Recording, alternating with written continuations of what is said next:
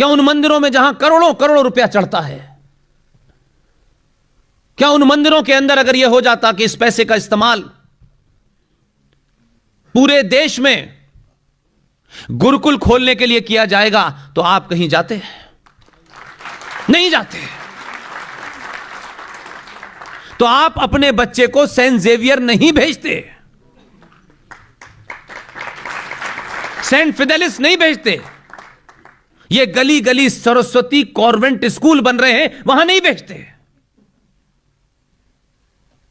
और हमको ये नहीं पता कि सेंट जेवियर है कौन। गोवा घूमने जाएंगे, हमने घूमने का मतलब समझ लिया है कि जो काम अपने मोहल्ले में नहीं कर सकते वो वहां करेंगे।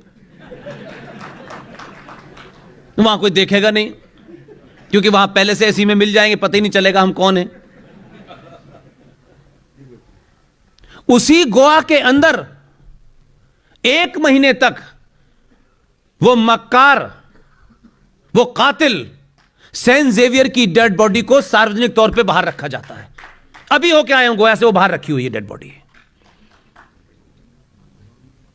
उस सेंट जेवियर के दौर में गोवा के अंदर कभी भी कोई गया, पता नहीं आप में से कोई गया है कि नहीं गया है। आप जाएं, समुद्र की लहरों में खेलें, कोई अच्छी बुरी बात नहीं है। वहां पर आप देखेंगे एक बहुत बड़ा पोल लगा हुआ है। मैं जीवन में पहली बार एक भाषण देने के लिए अभी 15-20 दिन पहले गया था, इसलिए मेरे साथी हैं, बीएचयू से एलएलएम करके आए हैं, युवा हैं, अभी शादी भी नहीं हुई बेचारे की। ओम नरेश यादव उनका नाम है, वो यहीं बैठे होंगे आपके बीच में। उनका कहना है कि जहां आप जाते हैं वहां एक नई चीज ढूंढ लेते हैं, मुझे घूमने का मौका नहीं देते हैं। मैंने कहा मैं घूमने के लिए नहीं निकला हूं, तुम घूमना चाहते हो घूमो, मेरे मन में कहीं घूमने का कोई विचार ही नहीं है। वहां एक बड़ा खंबा बना हुआ है, उस खंबे का नाम है हथकतलू, लिखा हुआ है। कोई जाके पूछे कि यह खंबा क्या है और इस पे यह हथकतलू क्यों लिखा हुआ है, सारा इतिहास वर्णन है, कल की घटना है। वहां ब्राह्मण जो कन्वर्ट नहीं होते थे, ये सेंट जेवियर था, जो कन्वर्ट नहीं होते थे उनके दोनों हाथ पोल पे बांध के फरसे से काट दिए जाते थे। वहीं पर एक कुआं बना हुआ है और आप वहां खड़े होंगे तो आपको 10 मिनट तक आप सोचेंगे तो आपको लगेगा कि पता नहीं कितने सारे हाथ कटे पड़े हैं। एक कुआं बना हुआ है वहां, जो ब्राह्मण अपर कास्ट की महिलाएं होती थीं, उनका रेप इसीलिए किया जाता था ताकि आने वाली संतान सेंट जेवियर के साथ पैदा हो। वो अपनी आन बान बचाने के लिए उस कुएं में कूदती थी, वो कुआं भर जाता था, फिर लाशें निकाल दी जाती थी, फिर कूदती थी, फिर लाशें निकाल दी जाती थी। लेकिन हम गोवा जाते हैं तो मैंने कहा ना कि आपके पूरे डिस्कोर्स में, हमारे पूरे डिस्कोर्स में सिर्फ तफरी। पार्लियामेंट के अंदर भी कुछ लोग तफरी करने गए हैं। कोई भी आदमी किसी जगह सीरियस तरीके से काम ही नहीं करना चाहता। उसकी सारी भूमिका इस पे है कि इस साल 5 साल जीत लिए हैं तो अगले साल मैं कैसे बनूंगा, फिर अगले साल कैसे बनूंगा। लेकिन इस 15 साल में वो निजी तौर पे भी ये कहे कि मेरा कंट्रीब्यूशन क्या है। कुछ कंट्रीब्यूशन नहीं है सिवाय इसके कि जब गए थे तो साइकिल है, लौट के आए तो मर्सिडीज है, इसके अलावा कुछ नहीं है।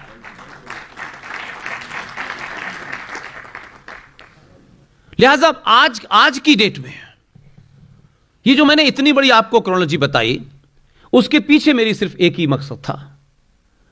क्या कभी हमने सोचा यार कि प्लेसेस ऑफ वर्शिप एक्ट है क्या? ये क्यों बनाया गया? हमारे लोग क्यों चुप रहे? और मैं इस बात में पूरी तरह से यकीन रखता हूं, मैं नहीं मानता कि कहते कि जो लोग वहां पार्लियामेंट में होंगे, हो सकता है उनकी गिनती कम रही होगी, 91 में भी कम थी, कोई बुरी बात नहीं है। लेकिन फिर भी मैं मानता हूं कि अगर आप किसी समस्या का हल नहीं कर सकते तो चौराहे पे जगह जगह पुलियाओं पे खड़े होकर चिल्लाने से हल भले ही ना हो, लेकिन करोड़ों लोगों को पता चल जाएगा कि समस्या क्या है। हम ये नहीं कर रहे। और आपका शत्रु जो कर रहा है, आप उसके एक्शन पर रिएक्शन देते हैं। किसी ने कुछ कर दिया, आपने रिएक्शन दिया। किसी ने सोना बनाने और जेवर बनाने वाली कंपनी ने कोई विज्ञापन निकाल दिया, आपने उसके खिलाफ ट्रेंड चला लिया। ऐसे लगता है कि 900 साल से आप इस सोशल मीडिया का इंतजार कर रहे थे। यह आएगा तब हम फेसबुक से इस्लामिक जिहादियों से लड़ाई लड़ेंगे, और फेसबुक पे ही हो रही है। आप फेसबुक में लड़ रहे हैं, वो बंगाल में नंगा कर रहे हैं आपको,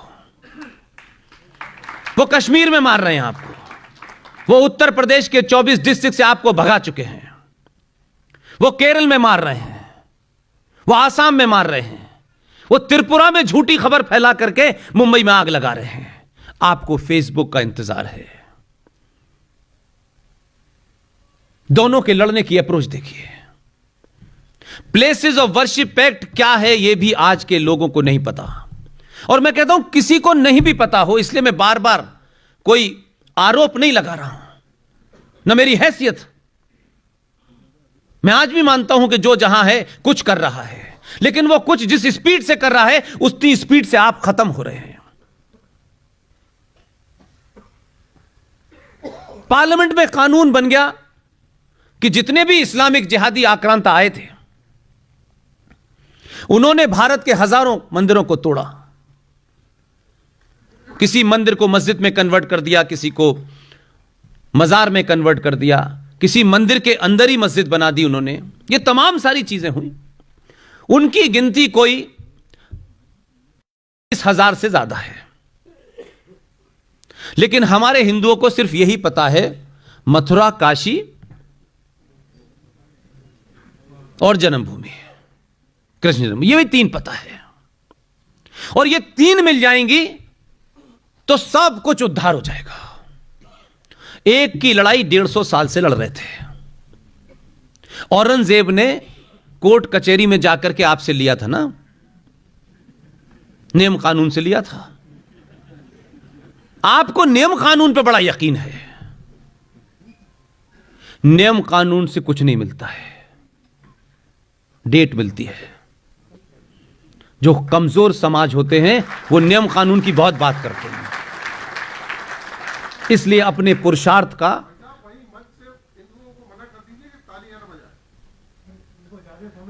कोई बात नहीं भाई।